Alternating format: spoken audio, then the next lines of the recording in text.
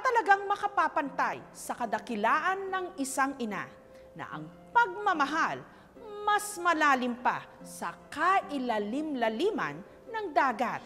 Sa mga #NoFilter selfie na ito, wala siyang pinagkaiba sa marami sa atin. Pero sa likod ng mga litratong ito, ang kanyang munting kwento.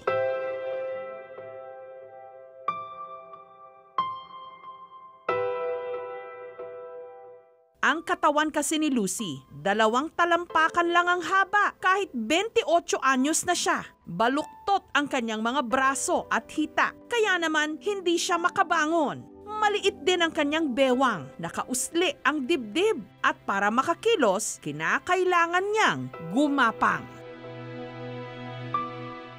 Sa kabila ng kanyang pisikal na anyo, hindi ito naging hadlang para si Lucy maging ina.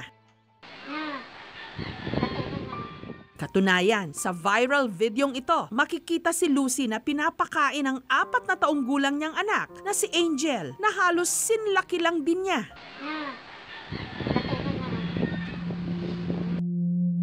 Dito sa bayan ng Glan, sa Sarangani Province, nakilala namin si Lucy. Masakit po, parang hindi ko kaya yung sakit pag yung mga buto ko at hindi ko maigalaw na ganito, ipataas ko, hindi po. Sobrang sakit.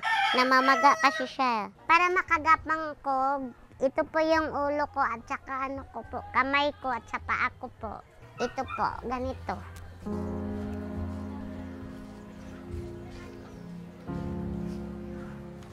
Parang dito po sa bandang baywang ko po, mabigat. Kaya yung ulo ko talaga ang na para makagapang talaga ako ng mabilis. Ano naman ginagawa ng kamay at paa mo? Ito po, ganyan po. Parang ginaganon ko po para po ako, makagalaw. Lahat daw ng sakit kaya niyang tiisin para kay Angel.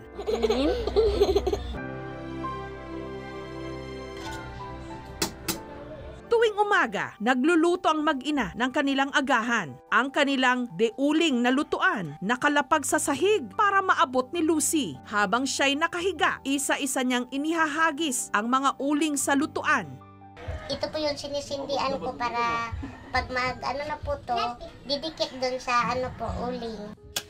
At saka sinisindihan gamit lang ang kanyang bibig. Minsan yung may uling po na tumatalsik, yung baga niya. Pero minsan lang naman yung dito, sa kamay ko, minsan napasok ako sa pusporo. Si Angel naman ang tigaligpit ng kanilang pinagtulugan. Dali, puli pa.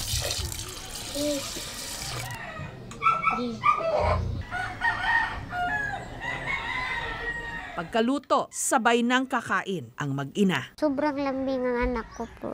Ayaw kumain pag hindi kami salo. Yung kami ng pinggan, talaga po. Ayaw niya po yung magpasubo ng iba. Minsan lang yung daddy niya. Pero ako po talaga yung nagsusubo. Kinder na dapat si Angel, pero napilitan siyang huminto sa pag-aaral dahil rin sa kahirapan. Nag-aaral pa siya. Sabi ko na, ipahatid kita doon. Sabi niya, ayoko na, gusto ko sama ka. Mag-iyak na yan pag hindi niya nakita yung binibihisan po ako. Kaya si Lucy ang tumatayo na rin ngayong teacher ng kanyang anak. Sa English, sa iring? Cat. Cat. Sa iro? Dog. Sa baboy? Pig. Sa manok? Chicken. Ano gusto mo maging paglaki mo? Teacher. Sino nag-alaga kay Nana? Ako. Yan, very good. Ano ginagawa mo pag-alaga? Magluto. Pagkatapos mag-agahan, pumupunta sa kanilang bahay ang pamangkin ni Lucy na si PJ para siya'y paliguan.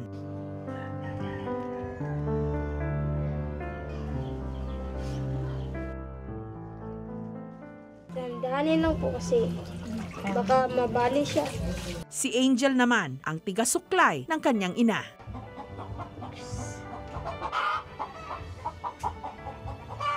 Sa lahat ng ito, katuwang ni Lucy ang ama ni Angel na si Vincent.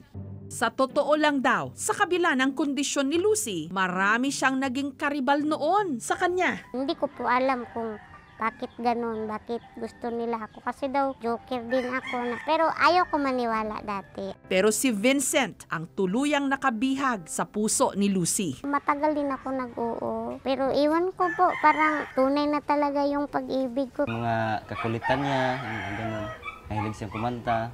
Tsaka palagi kaming nagsasama. Doon po ako na-inlove sa kanya. Hanggang nagbunga ang kanilang pagmamahalan. Parang may iba talaga akong nararamdaman na hindi mabuti. Yung sumuka-suka, tapos 2 buwan po, hindi din na po yung mens ko. Piti po ako doon, nalalaman ko. Buntis na ako. 3 buwan nung nagdadalang tao si Lucy nung ipagtapat nila sa kanyang nanay Judith ang kanilang relasyon. Nagalit mama ko.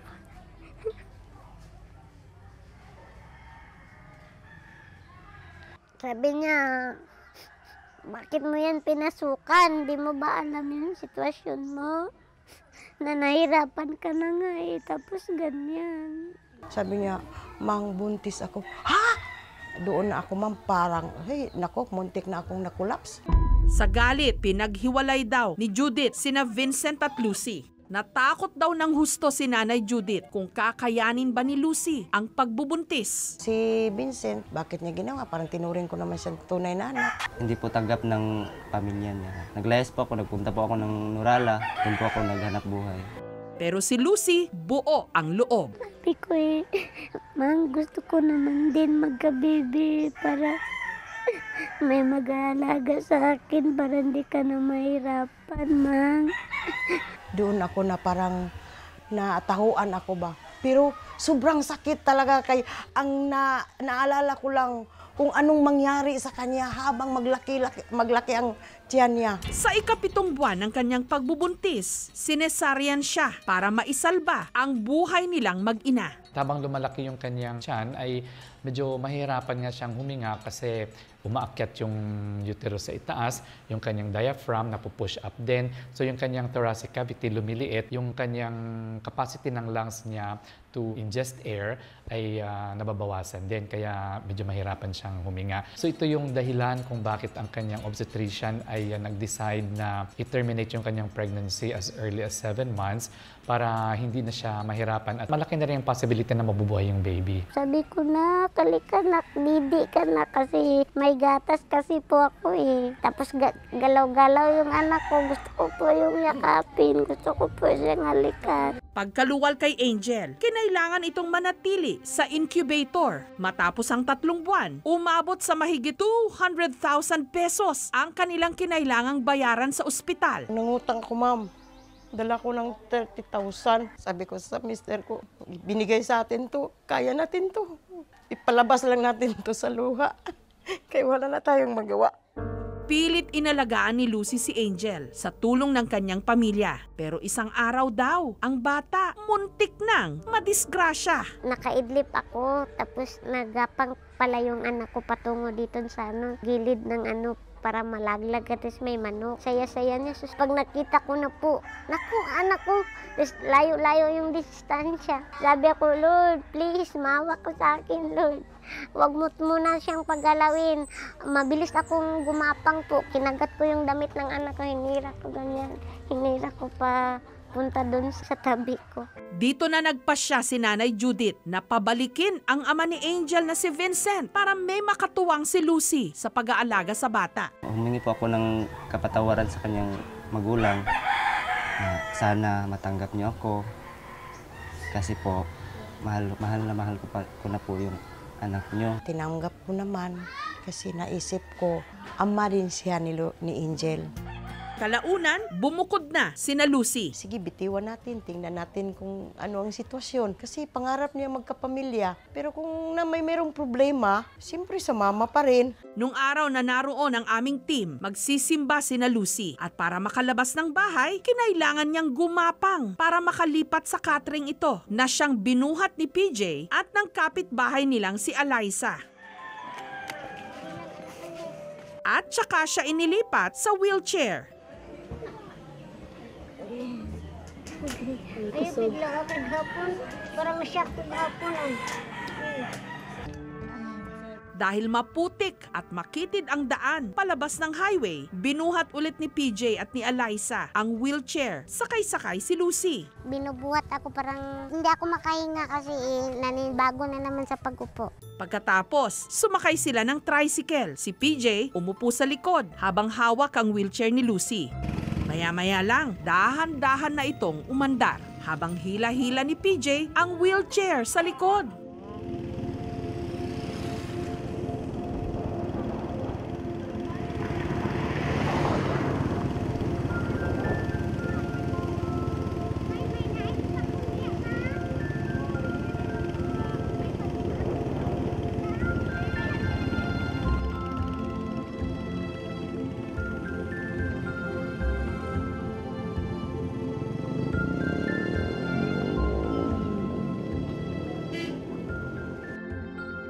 At sabihin ko talaga sa driver po, pag hindi ko po maano yung takbo, pahintuin ko muna kung ano po ba yung nararamdaman ko. Hinto naman ng driver. Amen. Sa totoo lang daw, matagal nang inaasam-asam ni Lucy na magkaroon ng sariling top-down tricycle o sidecar para hindi na siya kailangan pang hilahin sa kalsada. May sasakyan kami para hindi kami mahirapan magsimba, makalabas, mamasyal. Normal naman daw nung isinilang si Lucy. Pero nung siya'y 8 buwan, napilayan siya. Paumpisa ba maglakad, tapos naghawak siya sa dingding, bigla lang siya napaupo, umiyak na umiyak. 5 taong gulang naman daw si Lucy nung napansin nilang baluktot ang paglaki ng kanyang mga kamay at paa. Idahan-dahan ko yung pasok kong kamay ko, mag-count muna ako 1, 2, 3. Iganyan ko. Parang hindi na ako halos maghinga. Para ko lang mabuhat. Iyak akong iyak. Si God lang palaging kinausap ko. Sabi ko na, Lord, kung sa akin man si Lucy, sana hindi mo siya pa tiisin, magaling na siya. Pero kung sa iyo, wala akong magawa. Pangarap daw ni Lucy na maging abogada o announcer sa radyo. Umiyak ako. Gusto ko kasi mag-aral dati. Sabi ko na, sige na ma, please. Bilan mo ko ng notebook at saka lapis. Sabi ng mama ko, nak, ayaw ko na aawayin ka dun at saktan ka ng mga classmate mo. Sabi ko, Lord, kunin mo na lang ako, nahihirapan na talaga ako. Ayaw ko ng ganito. Okay lang po na kunin na ako ni Lord kasi sobrang hirap.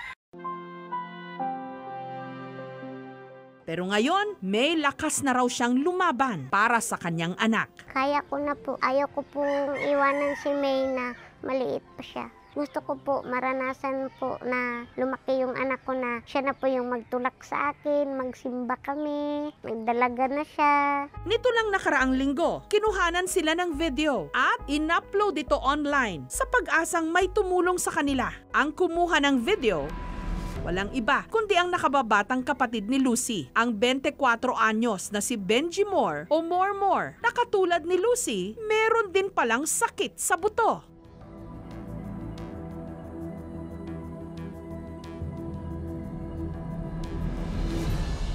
Yung time na yun, ang napipil ko lang talaga sa kanila awa eh. Pares kaming gutom, kaming tatlo. Diningnan ko sila, kaawa naman kung kapatid ko na sana dumating yung time na ay tumulong po sa kanila.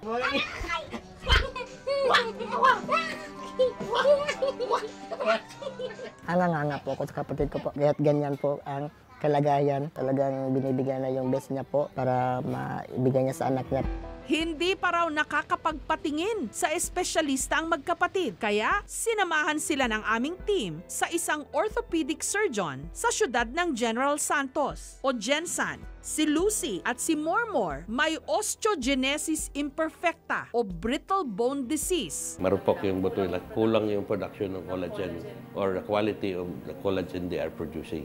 How long will they live? Tulad lang din sa ibang Pero usually naman kasi, tulad ng isang babae, di ba, kita mo yung chest niya na kaganyan. No? So, usually, ang kanilang exit is more on the respiratory side. Kasi mahirapan sila maghinga. Para kahit paano mapagaan ang loob ni Lucy, dinala siya ng aming team sa isang istasyon ng radyo sa Gensan para iparana sa kanya ang pinapangarap niyang maging radio announcer. Ako po si Sheila Marie Canunayon and Lucy sa madaling tawagin, Lucy. Ang saya-saya ko dahil pinapangarap ko to na maging DJ ako. Gusto ko po na sa maraming tao mapasaya ko at marinig yung busis ko na parang busis bata. Meron kaming something for you. Simpleng pangpahalipay galing po sa ating opisina. Masaya kami para sa inyo dahil maraming mga taong may magagandang kalooban upang matugunan ang mga pangangailangan natin dito sa Sarangani. And another blessings, a good news from our governor, nag-advise po siya for a possible job opportunities para kay Vincent. Katulad po nung advice natin sa inyo, magbibigay po kayo ng biodata sa provincial government of Sarangani nang sa ganun mabigyan po siya, makita po natin kung saan po siya possible na mag-fit for possible po na trabaho para sa kanya. Sinorpresa rin namin ang mag-anak ng educational scholarship para kay Angel. Pag senior high school siya, pwede siya nang mag-aral doon sa Stratford International School. Libre ang paaral at saka bibigyan din natin siya ng stipend para may pagkain, may pamasahe, may pang-araw-araw. So valid ito paglaki niya, no? Yan, okay. Okay. Ngayon, pagkatapos na niya ng senior high school, bibigyan natin siya ng Certificate of College Scholarship. Valid forever ito. Okay, baka maka-stop siya or whatever. So valid ito hanggang makagraduate siya ng college, So again, may stipend din siya, may mga benefits, libro, pang-thesis niya. Yun, iso-shoulder na yun ang paaralan. Nabigyan din ng libreng 3-month electrical course si Vincent. Ibig sabihin nito, pag mabigyan ka ng certificate, mahang mo ito doon sa bahay. At least makita ng anak mo, ma-inspire siya na ang kanyang daddy pala ay may titulo. Maraming salamat po dahil hindi na po ako mahirapan sa pagpaparal ng anak ko. Gusto ko lang po talaga na hindi mahinto-hinto yung pag-aaral sa anak ko kasi po hangad ko din dati po mag-aaral ako kaya sa anak ko na lang ibubuhos. Gusto ko po na yung mga pangarap ko na anak ko na lang po yung umabot para sa amin. Nagkaroon na rin ng pagkakataon sina Nanay Judith at Vincent na mag-usap at magkapatawaran. Hindi maiwasan sa magulang na kasi nakita ko ba na kung paano maghirap, kaya nagkaganito kami noon. Pero sa ngayon, wala na. Salamat. Vincent, anong masasabi mo sa sinabi ni Mama Judith?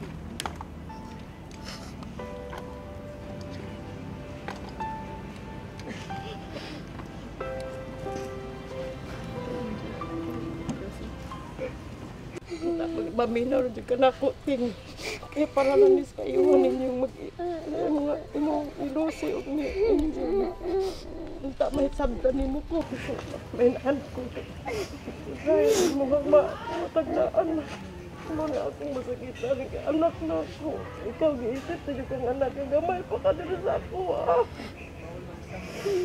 ano kayo sa kanako pagmahal Saya ko po.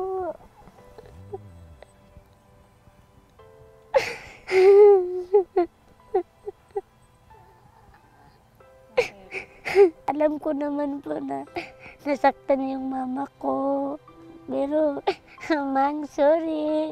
Sana okay na tayo lahat. Happy na tayo dahil natupad na yung mga pangarap namin ni Murmur para ni Angel.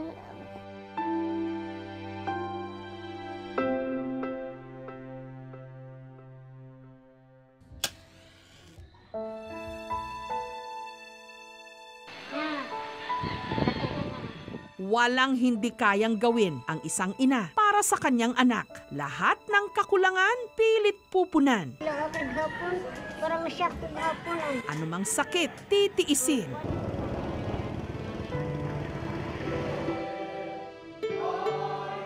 Amen. Kahit pa siya'y gumapang.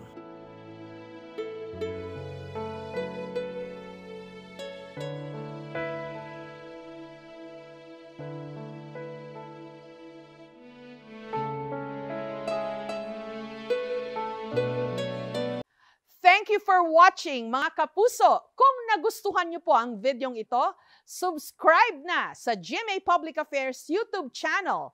And don't forget to hit the bell button for our latest updates.